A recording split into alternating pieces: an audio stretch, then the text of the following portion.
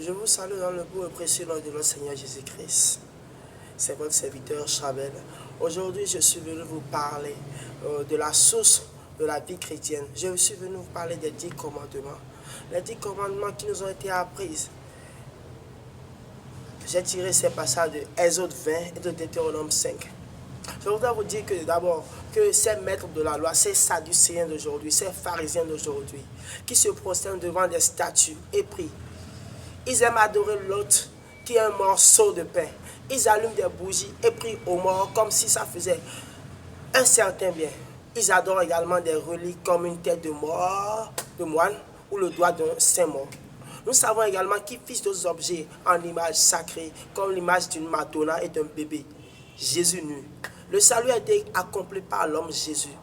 Finalement, nous savons qu'ils pensent qu'il y a un certain bénéfice d'avoir un Jésus accroché à une croix dans leur maison. Ainsi, ils peuvent visualiser l'objet de leur culte. Peut-être qu'ils pensent que le crucifix a un peu de chance.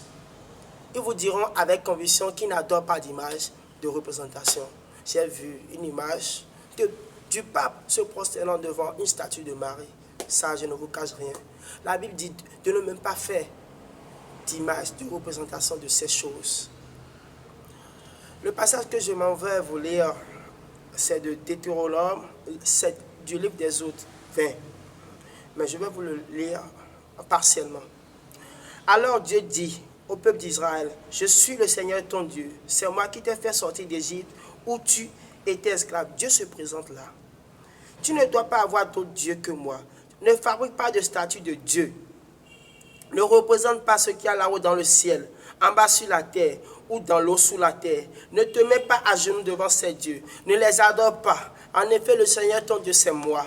Je suis un Dieu exigeant. Je punis la faute de ceux qui me détestent. Je punis aussi leurs enfants jusqu'à la 3e ou 4e génération.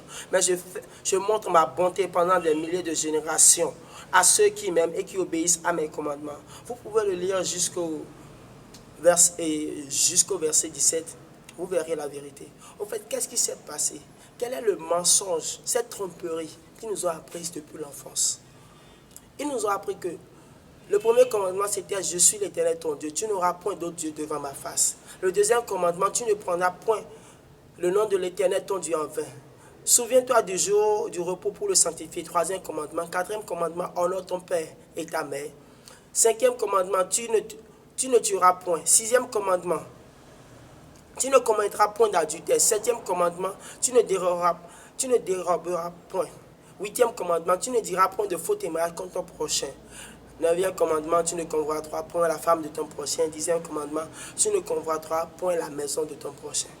Voilà ce qu'ils nous ont appris. Voilà le mensonge qu'ils nous ont appris. On est ignorant. On est ignorant. Mon peuple périt faute de connaissance, dit la parole de Dieu. Mais vous connaîtrez la vérité vous affranchira. La parole de Dieu dit, je suis l'Éternel ton Dieu, tu n'auras point d'autre Dieu devant ma face. Tu ne te feras point d'image taillée. Deuxième commandement, ni aucune ressemblance des choses qui sont là-haut dans les cieux, ni ici-bas sur la terre, ni dans les eaux sous la terre. Tu ne te prosterneras point devant elles et tu ne les serviras point.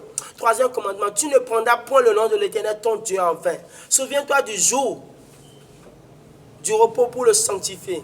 Cinquième commandement, honore ton père et ta mère. Sixième commandement, tu ne tueras point. Septième commandement, tu ne commettras point d'adultère. Huitième commandement, tu ne déroberas point. Neuvième commandement, tu ne diras point de faux témoignages contre ton prochain. Dixième commandement, tu ne convoiteras point la femme de ton prochain et tu ne désireras point la maison de ton prochain. Si son champ, ni son serviteur, ni sa servante, ni son bœuf, ni son âne, ni aucune des choses qui sont à ton prochain. Qu'est-ce qu'ils ont fait au fait? Au fait, ils ont enlevé le deuxième commandement de la Bible, ce que Dieu a dit. Quand Dieu a parlé du mont Horeb, ce que Dieu a dit, ils l'ont enlevé. Dieu a dit, tu ne feras point d'image taillée, ni aucune ressemblance des choses qui sont là-haut dans le ciel, ni en bas sur la terre, ni dans les eaux sous la terre. Tu ne te prosterneras point devant elles et tu ne les serviras point. Voilà ce que Dieu a dit. Et Jésus-Christ même va dire encore, plus loin, dans Matthieu 5, à partir du verset 17. Ne pensez pas que je sois venu pour supprimer la loi de Moïse ou l'enseignement des prophètes.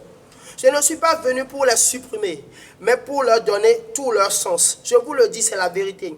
Tant que le ciel et la terre dureront. On ne supprimera rien de la loi. On ne supprimera ni la petite lettre, le iota, ni le plus petit détail, et cela jusqu'à la fin du monde.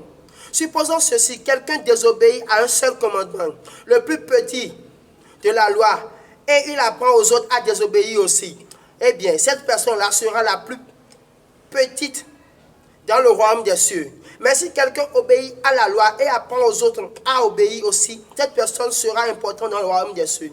Oui, je vous le dis, obéissez à la loi mieux que les maîtres de la loi et que les pharisiens. Sinon, vous n'entrerez pas dans le royaume des cieux. Mon frère, ma soeur, si tu veux entrer dans le royaume des cieux, si tu veux manger, si tu veux voir Dieu, obéis à la loi. N'obéis pas à ces dirigeants de l'église. N'obéis pas à ceux-là qui te trompent. Va dans la parole de Dieu. Va dans Exode 20. Va dans Deutéronome 5. Lis le livre de Deutéronome. Tu verras les interdictions. Ce que l'Éternel a refusé de faire. Tu verras toutes ces choses. C'est la parole de Dieu. Ils te diront que oui, Jésus-Christ a été crucifié. Mais laisse-moi te dire que est-ce que Jésus-Christ est encore sur la croix?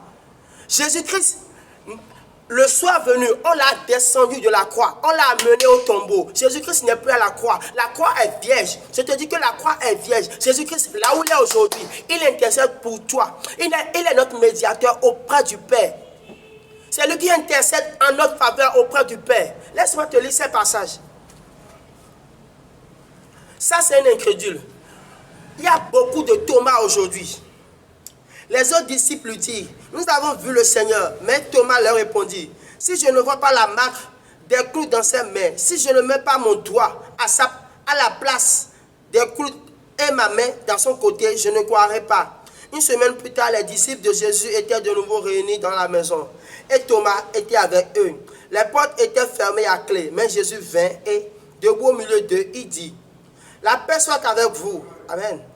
Puis il dit à Thomas, mets ton doigt ici et regarde mes mains. Avance ta main et mets-la dans mon côté. Cesse de douter et crois. Cessez de douter et croyez en Dieu. Thomas lui répondit, mon Seigneur et mon Dieu. Jésus lui dit, c'est parce que tu m'as vu que tu as cru. Heureux ceux qui ont cru. Heureux ceux qui croient sans m'avoir vu. Heureux ceux qui croient sans m'avoir vu. Voilà notre héritage. Nous n'avons pas vu Jésus-Christ. Jésus-Christ n'est plus à la croix. Il est monté aux cieux. Il est assis à la droite de Dieu le Père Tout-Puissant. Il est là en train d'intercéder pour toi et pour moi. Il est là en train d'intercéder dans ta situation, mon frère, ma soeur. Jésus-Christ n'est pas à la croix. Il n'est plus à la croix. Jésus-Christ, il est vivant. Jésus-Christ, il est vivant, je te dis. C'est quoi ces mensonges qui ne cessent de raconter à mes frères? La femme samaritaine. Seigneur, lui dit la femme, je vois que tu es prophète. Nos pères ont adoré sur cette montagne et vous dites, vous, que le lieu où il faut adorer est à Jérusalem. Femme, lui dit Jésus, crois-moi, l'heure vient où ce ne sera ni sur cette montagne ni à Jérusalem que vous adorerez le Père. Vous adorez ce que vous ne connaissez pas. Vous adorez ce que vous ne connaissez pas. Des statuettes, des démons, des images. Derrière ces choses, ce sont des démons. Des esprits impurs qui sont derrière ces choses. Nous adorons ce que nous connaissons. Car le salut vient des Juifs. Mais l'heure vient, et elle est déjà venue, où les vrais adorateurs adoreront le Père en esprit et en vérité. Car ce sont là les adorateurs que le Père demande. Dieu est esprit et il faut que ceux qui l'adorent en esprit et en vérité. Mon frère et ma soeur, Dieu est esprit et il faut que ceux qui l'adorent en esprit et en vérité. Pour adorer Dieu, il n'y a pas une montagne à Gaza, à Lourdes, au Vietnam, ou bien quelque part où on a dit que Jésus est descendu là. Non, Jésus n'est pas descendu. Jésus n'est descendu nulle part. Marie n'est pas descendue. Marie n'est pas vivante. Marie est morte, elle n'est pas encore ressuscitée. Elle attend encore l'avènement du Christ pour être ressuscitée. Elle-même espère. C'est une espérance. Le jour où le Christ viendra, elle sera ressuscitée. Les anges, oh, chakababa, il n'y a pas de saint. Il n'y a pas de saint. Seul Dieu est saint. Seul Jésus est saint. Je te dis, mon frère, ma soeur. Que fais-tu? Va dans la parole de Dieu, lis la parole de Dieu. Qu'aucun homme de Dieu ne te trompe. Si tu crois toujours aux images, aux choses taillées, tu iras en enfer. Si tu meurs dans ces choses, mon frère, ma soeur, si tu n'as pas reçu Jésus-Christ, Jésus-Christ est mort pour toi à la croix, pour te sauver. Il a coulé son sang pour que toi tu sois purifié, pour qu'aucune condamnation, aucune loi ne puisse avoir de plus sur toi. Oh ma soeur, quitte l'incrédulité, viens à Jésus, ouvre ton cœur à Jésus. Jésus veut de toi. Jésus t'aime. Donne-toi à Jésus. S'il te plaît, avant que tu ne meures, donne ta vie à Jésus. Jésus n'est pas dans les images. Il n'est pas dans les représentations. Il n'avait rien pour plaire à sa génération. Il n'est pas beau. Personne ne voulait de lui. Sache que Jésus est dans sa parole. Jésus est dans sa parole. Il est allé chez le Père. Il est là-bas. Il n'est pas sur une croix. Il a déjà quitté la croix. Il est en train d'intercéder pour toi. Il est notre médiateur auprès du Père. Sois béni. Reçois Jésus-Christ. C'est pourquoi nous disons non aux idoles, oui à Jésus. Non aux idoles, oui à Jésus. Non aux idoles, oui à Jésus. Non aux idoles, oui à Jésus. Non aux idoles, oui à Jésus. Nous disons non aux idoles, oui à Jésus. Non aux idoles, oui à Jésus. C'est Jésus qui sauve. Il n'est pas sur la croix. Ce n'est pas une croix qui est Jésus. Jésus, il est esprit. Il est auprès du Père. My God Almighty. Non aux idoles, oui à Jésus. C'est Jésus qui te sauve, mon frère, ma soeur. C'est Jésus qui t'aime. C'est Jésus qui t'aime.